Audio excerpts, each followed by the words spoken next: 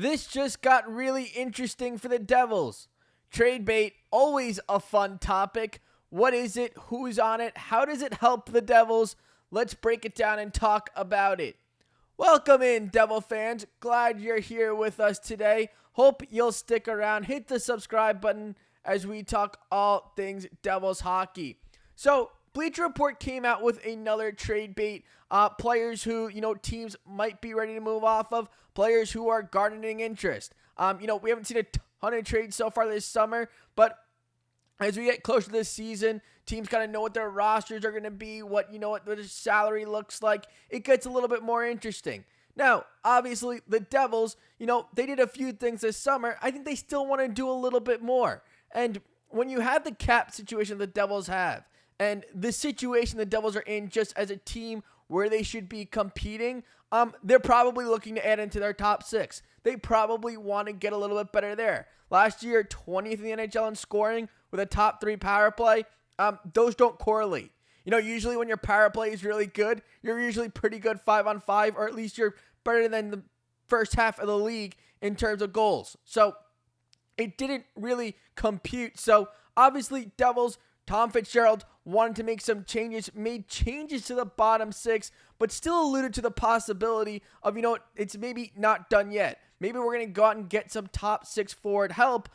We could move off some of the contracts that we already have. I mean, he did that with Erik Haula pretty early into the offseason, got back value. That worked. But obviously, Tom Fitzgerald looking at all avenues, all things to have this team in a better position and probably not a first-round exit. Last year, that probably wasn't good enough. Tom Fitzgerald would be in a really difficult situation if we had the same thing happen next off-season. But getting into the trade list, few Devils, or I should say, couple Devils on it, starting with Dougie Hamilton. Look, I don't think by any means the Devils are shopping Dougie Hamilton. I know he wasn't great last year, dealt with injuries pretty much all but one season while being here, but it's not a player you just shop off. I mean, you don't sign a guy, to a 7-year, $9 million contract if it's a guy who, maybe you're not super sure on. I mean, you don't really shop those guys off. Remember, Tom Fitzgerald has a job, has a reputation. Signing a guy 7 years, $9 million, and then talking about, shopping him around doesn't really seem to add up, doesn't seem to make a ton of sense. So do I think New Jersey is shopping around Dougie Hamilton? No. Do I think they're listening into offers, seeing what's out there, how they can improve in other spots, and maybe also get value back in cap space? I mean, you would be dumb not to. You have to look at what you can do, how this team can win going forward. I mean, they've drafted defensemen. They drafted them young early. I mean, Luke Hughes, Simon Nemec, both top 5 picks. At some point, you let those guys get into their role, and then maybe guys like Dougie Hamilton become a little bit more expendable. And especially with the way Luke Hughes played last season when Dougie Hamilton went out, he was really good. Probably, arguably, their best defenseman on the team. So when you look at all that, Dougie Hamilton on this list, he's ranked at number 11, doesn't seem super, surprising. I don't think they're shopping him around. They're definitely shopping around Nico Daws. That was pretty obvious with the type of contract they signed Jake Allen to. 5 years, $1.8 million per year. You don't sign a player to a contract like that over 30 when, you're just really want to keep him. That's more so that was their option. That was a type of player that they needed a backup goaltender. They felt a lot more comfortable, and they didn't seem a better match out there. Now, when you look at Jake Allen, I mean, very good numbers last year. But like I said, he's over 30. He's probably not going to play another 5 years in the NHL. It's not going to be a contract at 5 years, $1.8 million. That's a really weird, interesting contract to sign a player at $1.8 million for 5 years. I mean, basically got maybe a little bit less, took a little bit of pay cut to stay with New Jersey on 5 years, $1.8 million for. But still, a contract where you look at and you kind of go, well, I don't usually see that. I mean, when it seems a little funky, it usually is a little funky. That was an interesting contract. They basically felt, Nico Daws, future in New Jersey, it doesn't really seem so. I mean, he's entering year 6 and isn't taking a backup role. A position where they kind of could have used him to take a backup role. That's why Jake Allen signed 5 years, $1.8 million for. I mean, Devils kind of felt a little bit maybe desperate in that situation. Nico Dea really didn't make sense as the backup. I don't think he's going to be the backup for New Jersey. Value-wise, what are you getting back? I mean, guys, we have to be realistic. Wasn't really a great backup the year prior. Small sample size this year. He's headed into year 6. He wasn't a top prospect. I mean, you're probably not getting a ton back for Nico Dea. Someone who they probably will be moving off of or want to move off of. But the value, I don't think you're getting a ton back. Maybe a late round pick. Don't see much more. Could add him into a deal with another top player. Maybe, kind of like, I guess, a finishing touch off on a deal with a little bit more substance to it. But Nico Dea for, a top pick, top player, those things, they don't add up. Now, when you see Dougie Hamilton, I mean, this is a thought that I had. And you know what? I don't want to say that I'm just throwing things at the wall, but it was a little interesting because you go back to beginning of summer and, Dallas, another exit where they went a little bit earlier than they wanted to go. I mean, this is a team that wants to win a Stanley Cup. They started talking about shopping around a guy like Jason Robertson. Well, he's on the list. Jason Robertson, I mean, if you go and look at the list, he's the best player on the list.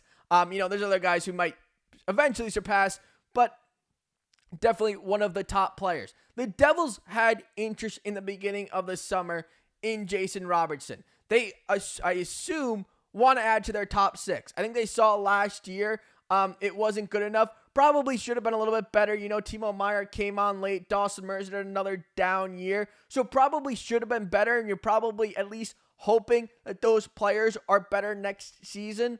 But either way, why not go get more? I mean, when does a team ever become worse by adding on extra top 6 talent? It really doesn't happen. So when I look at New Jersey, or the sole reason for it happening, but when I look at New Jersey and I go, okay, well, Dougie Hamilton, you want to trade him. Is there a way where you could find a way to make a deal with Dougie Hamilton to Dallas for Jason Robertson? Now, obviously not 1-for-1. I mean, Jason Robertson's value is a lot more. He only has 1 year left on his contract, but I mean, this is a guy who's been a 100-point player in the NHL. You can't find too many of those. Offensive defenseman, a little bit more to come around. I've said it a couple of videos now. That's how they're teaching them these days. You want to be offense. You want to be able to move the puck up ice. They have to be a threat in the offensive zone. I mean, we don't see too many Jacob Slavins nowadays. We don't see them get contracts like Jacob Slavin got. It's a lot more rare. So for players, for defensemen, there's more offensive defensemen to go around today than a 100-point player. Actually, that's always been the case. So when you have a player like Jason Robertson, 100-point player, could potentially be on the market. New Jersey was interested. Could you find a way where you take Dougie Hamilton, probably looking at Dawson Mercer as well, maybe a pick, and you throw it in for Jason Robertson? Could you find Dallas? Could Dallas make sense of that type of trade? Would that make sense for Dallas? Because Dallas, obviously, they're a Stanley Cup contender. They want to get a little bit further. They're no longer happy with a Western Conference final appearance and, losing. I mean, they have their top goalie. They have their top goalie signed. They have their franchise defenseman. They feel like a team that wants to win right now. I mean, that's what teams up against the cap are. Dallas is up against the cap. Usually teams that are up against the cap are looking to win right now. Dallas looking to win right now. New Jersey up against the cap, looking to win right now. So when you're moving on from a Dougie Hamilton, and in Dallas' case it'd be a Jason Robertson, you need to get value back. Now, Dallas, you're getting a defenseman who obviously can get right around 20 goals a year, maybe be close to that 70-point mark, what he was in 2023. And if you can add, in a young Dawson Mercer, less money, maybe giving up Jason Robertson makes a little bit more sense for Dallas. It's something to at least look at. I know that Dallas, it's kind of gotten quiet in terms of Jason Robertson potentially leaving, but we're starting to get closer to the season. And if we get to the deadline and Jason Robertson is just having an okay year. Dallas is, looking like another contending team, but they feel like they can get, a little bit over the top. They might be able to move on from Jason Robertson. They might want to go and get another big fish like they got a Mikko Rantanen at last year's trade deadline. They could look to move off because Jason Robertson has struggled in the playoffs the past 2 years, and, he wasn't the 100-point player that he was 3 years ago. Wasn't, didn't have the same type of, season, didn't get the same type of dynamic play out of Jason Robertson last year. So maybe a player that you move off of, because does Dallas say, you know what, we can't keep running back the same team.